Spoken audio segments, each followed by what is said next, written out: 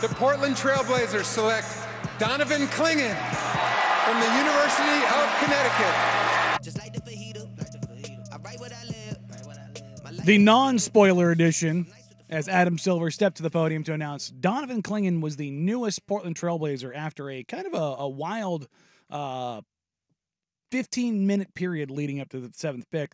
But even before that, about an hour before the draft, ESPN's Adrian Wojnarowski reported that the Portland Trailblazers and the Washington Wizards had agreed on a deal in principle that would send Malcolm Brogdon, the 2024 number 14 overall pick, a 2029 first-round pick, the second most viable or valuable in that draft, or in that draft that the Trailblazers currently own, which is one of 3. Yes. And then 2 second-round picks for Wizards wing Deni Avdija, a 23-year-old player who finished last season averaging 15, 7, and 4, shooting 50, 37, 74, while having arguably the best non-rookie scale value contract in the entire NBA.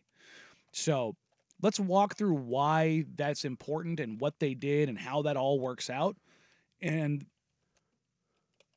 first of all, let me just say this. I've had people like, I thought you said you really liked Cody Williams in the draft, and they took Donovan Clingan. Why aren't you bothered? Because they essentially said, we have Cody Williams at home. Mm-hmm. That's what they did here. Before the draft, they addressed the wing need that I wanted them to go address, and it wasn't well, let's see if Cody Williams can be good.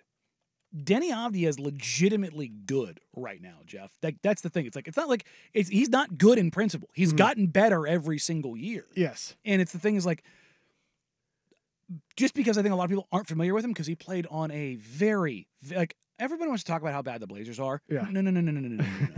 There's levels of suck there's rungs of hell. The Blazers aren't in the 14th rung of hell. The Wizards are in the 14th rung of hell. Like, that's what true hell looks like. And everybody's like, oh, his stats are empty. I'm like, do you know how hard it is to be effective on a team that bad and that dysfunctional? Yeah. Especially once Jordan Poole came in. Sweet sassafras. Like, what? I don't understand it. Please make my brain stop hurting. But as it pertains to Deni Avdija is 6'9". Okay. Mm-hmm. Do the Blazers like players that are 6'9"? Yes. Do they need more of those? Yes. Okay. So if the Blazers traded a package to go get a player that is under 25, which check the box, he has plus size, checks the box, plus athlete, checks the box, plus defender, checks the box, can shoot, checks the box. Oh, also he has playmaking. The thing that I have said over and over and over again.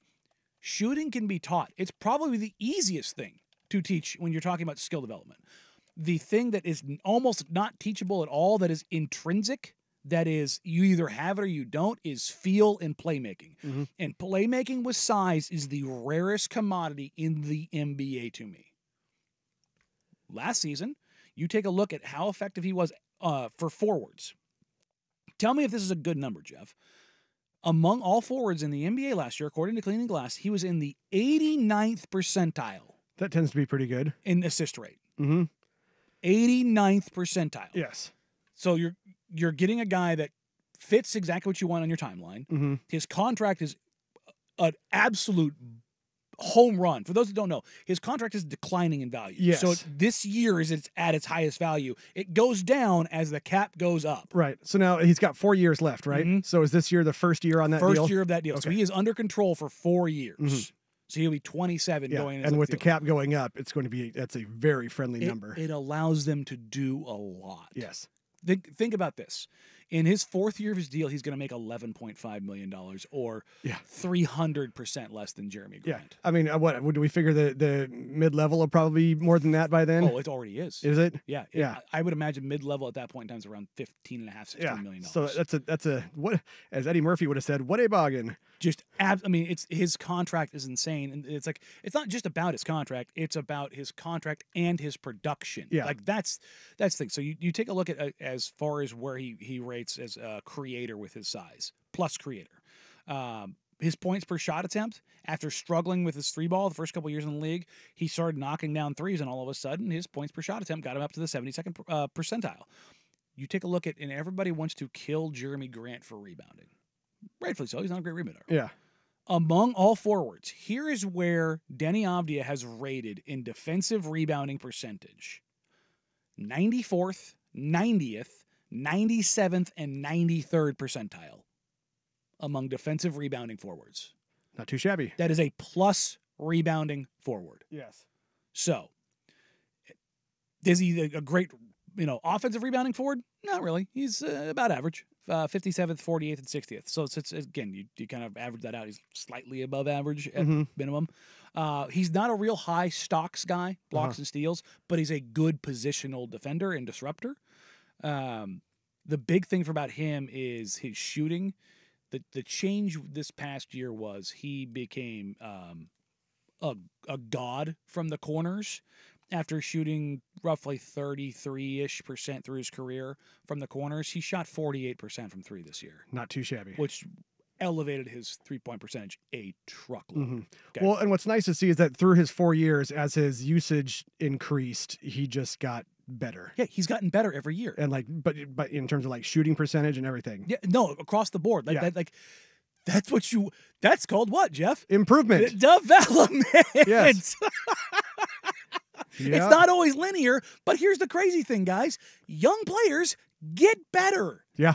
Crazy. And I've seen people say, as long as they have the right guys developing. Well, good, but I mean, even with the Wizards, like that's a topic for perhaps later today. But I'm saying, even with the Wizards, like you're talking about like development stuff, like if players will find it. Now, can you help accelerate it with the right guys? Absolutely. There's no doubt about that. But I firmly believe that guys will find it if they have it. Yeah. Avdija is a guy that I've liked for a long time. Really liked him when he came out in the draft. I think I had him. I was going through my old tweets. I think I had him second in my Rookie of the Year poll going into that season. I was like, I really, really, really, really, really liked him. Again, I have a type. 6'8" to 6'10", toolsy wings. Like, yeah, that's my jam. With length. Yeah, that's my jam. Like, go down the list. Jonathan Isaac, Jabari Smith Jr., Jeremy Grant, Deni Avdija. I think I already said Jonathan Isaac. Scotty Barnes. Like, I like those kinds of players. Toolsy wings. This is the thing about this that makes a ton of sense to the Trailblazers. I've seen people say, well, I wanted somebody with more upside. He's younger than Dalton Connect. Yeah. He's not ancient. He's still got development left. He went 14-7 and basically 4 this past year. Okay. This is not to say that this is the case, but I just was like, I wonder what kind of players have averaged 14, 7, and 4 with his shooting splits over the last 15 years. It's all Hall of Famers. It's Kevin Durant. It's LeBron James. It's Al Horford. It's like, basically, I was looking 14, 7, and 4. I'm sorry, it's and over 6'7". Because finding those kind of talents with size, that's the important thing, right? Like, you look at the Boston Celtics. Like, that's what they have. They have skilled players with size. Yes. And I think that's the thing that matters so much in how you go about this.